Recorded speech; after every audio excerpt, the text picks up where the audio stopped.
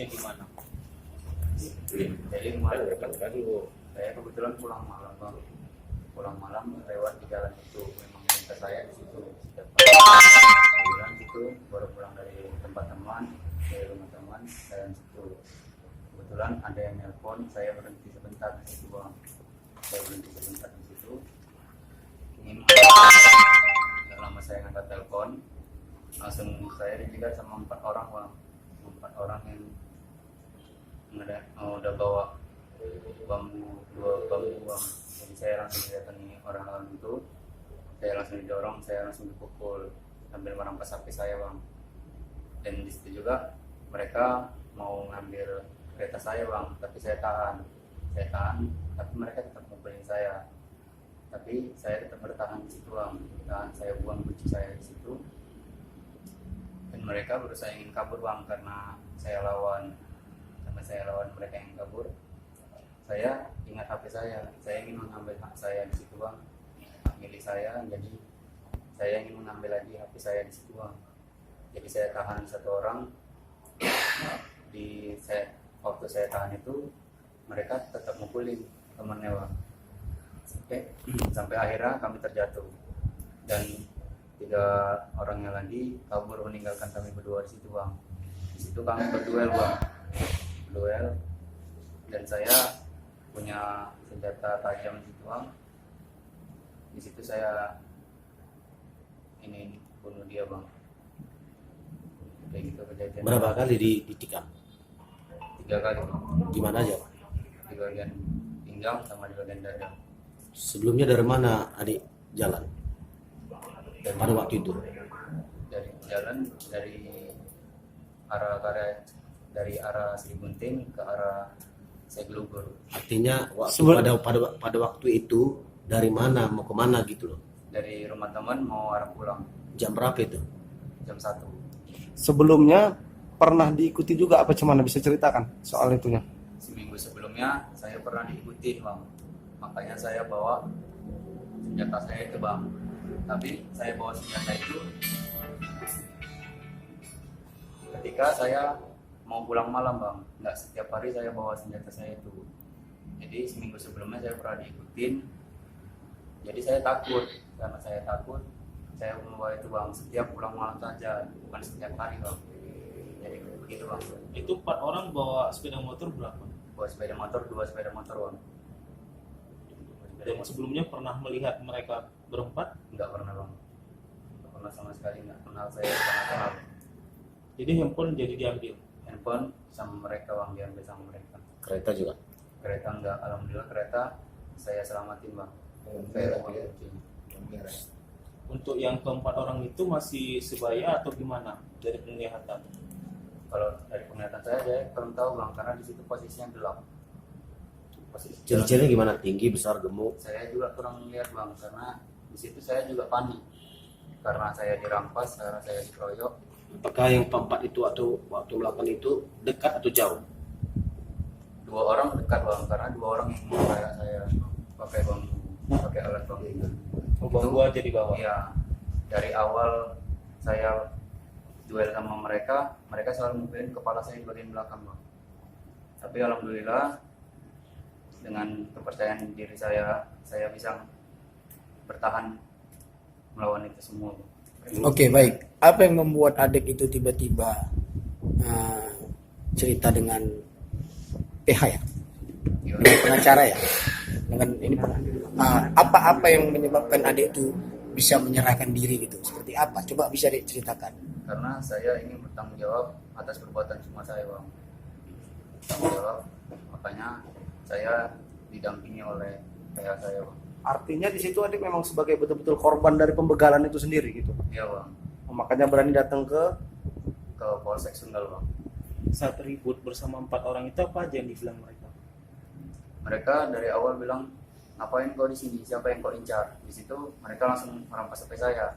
Tapi di situ saya jawab bang, aku nggak ngapa-ngapain bang, nggak ada yang kuincar di sini. Setelah saya ngomong kayak gitu, saya teriak tolong bang, teriak tolong sekeras-kerasnya sampai suara saya. Di situ nggak ada masyarakat keluar, nggak ada yang melintas juga bang.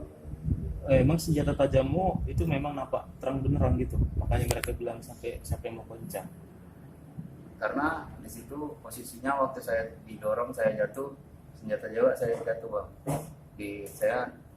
Di kantong jaket saya, di kantong budi. Pisau lipat gitu ya? Iya bang. Dari hari-harian anak itu biasanya kerjanya ngapain dan dikenal di masyarakat itu gimana?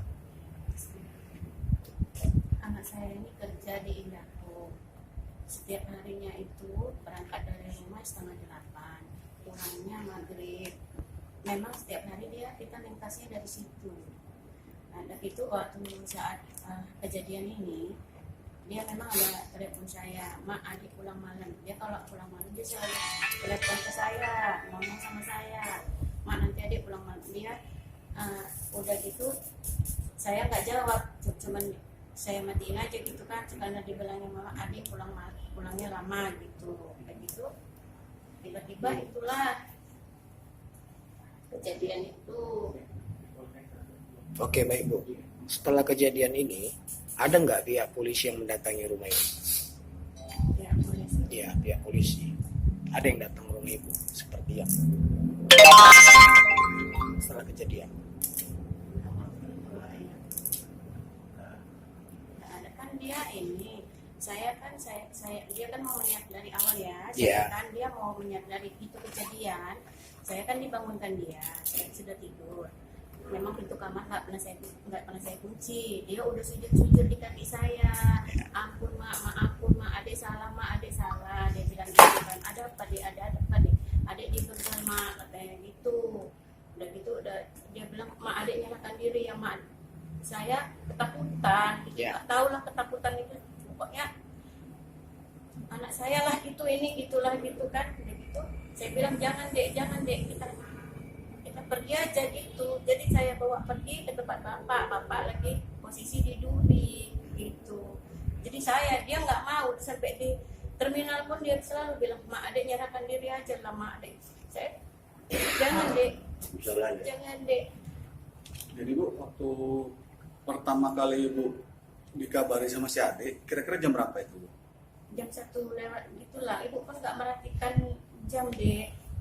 Tapi pas kejadian itu langsung Langsung berarti. pulang ke rumah nih. Iya dia udah sujud gitu. Dan langsung saya kasih minyak aja gitu, nggak saya dapat. Udah dia ini kan saya minyakin, saya obatin aja gitu. Dia bilang, "Udah lama adiknya dari saya nggak ngerti apa-apa, saya orang awam, saya bodoh nggak ngerti." Jadi saya bilang, jangan dek, ayo kita pergi aja ke tempat bapak." Jadi saya telepon bapak, dia bilang, bapak sama mungkin ketakutannya, bapak udah kalian kesini aja itu. Jadi semenjak kejadian itu sampai berapa hari setelah kami si adik ini saya nggak di rumah gitu. Bapak sama Ibu beda tempat gitu. Bapak di Duri. Ada sekitar 3 bulan inilah gitu. Ada kerja di sana gitu. Iya, ada kerjaan di sana. Bu, ini Bu, anak berapa Bu? Anak ketiga Pak. Dari bersaudara. Kemudian itu kan ibu bawa si adik ke Duri, kenapa bapak? Nah kemudian timbulnya ibu menyerahkan si adik ke Polrestabes, ke polisi, itu gimana Bu selanjutnya Bu? Maksudnya macam mana dia? Kan ibu sempat membawa si adik ke tempat bapak ke Duri. Iya. Nah kemudian habis itu timbulnya ibu menyerahkan si adik ke Bukan polisi. ibu yang berniat. Oh Dia paksa ibu terus. Ibu Oh, enggak, maksud ibu simpan aja anak ibu. Ini anak ibu gitu aja, ibu nggak mau. Dan gitu. Ibu enggak berniat ibu. Dia yang bekeras. Jadi si adik sendiri yang bergerak. Jadi kan baru ketemu sama adik ini. Jadi itulah dia yang sangat membantu gitu, diarahkan Bu, nggak seperti yang ibu pikirkan gitu kan. Saya dinasehatin juga adik ini gitu, makanya terus ada siap bu, selalu dibolak-balik diulang-ulang sama adik ini. Baru ibu ikhlas ya. Baru ibu ikhlas, ternyata alhamdulillah Allah kasih kelem. Baik. Gini Bu, satu lagi Bu. Bu, apa yang membuat Ibu terharu sama Pak Kapolsek Luar Sumbar? biasa lah dek, luar biasa dek. Saya lah yang, ya Allah, astagfirullah. Makasih banyak, Mbak. Udah ya, Dek. Terima kasih Bu. Cok. Oke. Kepada keluarga korban, saya mewakili anak saya. Saya mohon maaf yang sebesar-besarnya. Kita sama-sama tidak menginginkan hal ini. Kami mohon maaf.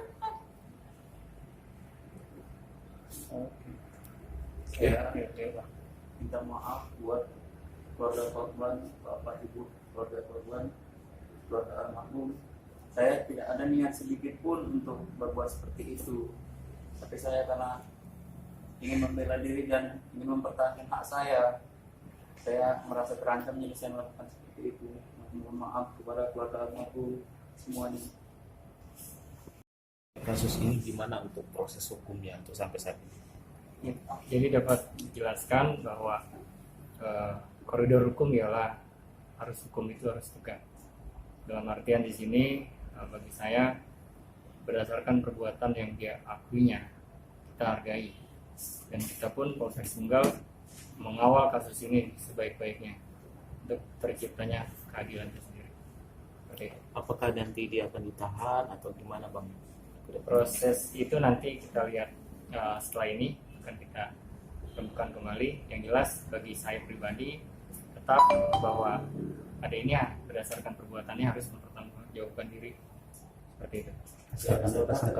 Pasal yang dipersangkakan 351 KUHP ayat 3, penganiayaan yang mengakibatkan meninggal dunia. Pak, ada nggak upaya restoratif justice gitu Pak? Upaya restoratif justice terbuka. Kenapa? Karena seperti teman-teman lihat tadi, beliau sudah meminta maaf. Tinggal kita menunggu respon dari pihak keluarga, karena bagaimanapun juga adanya korban meninggal dunia di sana. Karena dia sebagai korban juga kan, yang kejahatan juga. Betul. Kita kawal kasus ini dengan baik. Seperti itu. 24 pihak keluarga korban memberitahukan ada peristiwa ini pada kita, harus kita berikan pandangan hukum pada mereka, dan si Dedi ini setuju dengan kita untuk menyerahkan ini. Namun saya bilang karena kamu juga adalah sebagai korban, maka kita buat laporan. Lalu kami buat laporan itu di Polrestabes Medan dan sudah berproses. Jadi berkolaborasi dengan pihak Polsek Sunggal. Jadi data-data yang ada di Sunggal ini sudah masuk ke sana, termasuk sudah dikantongi 3 nama tersangka. Kita bentuk proses kita serahkan sama pihak polisi. Harapannya dengan adanya kasus ini, Pak? Harapan kita ya paling pertama itu karena kita di pihak korban, versi saya, kiranya pihak polisi yang dapat segera proses menangkap 3 orang pelaku lagi supaya perkara ini benar-benar terang benderang, dan kami juga berterima kasih kepada pihak polisian, terutama Pak Kapolsek Medan Sunggal ini yang benar-benar memakai hati nurani dalam menangani perkara ini, benar-benar memakai hati nurani sehingga benar-benar ditangani secara manusiawi lah saya lihat ya dalam perkara ini. Terima kasih. Thank you.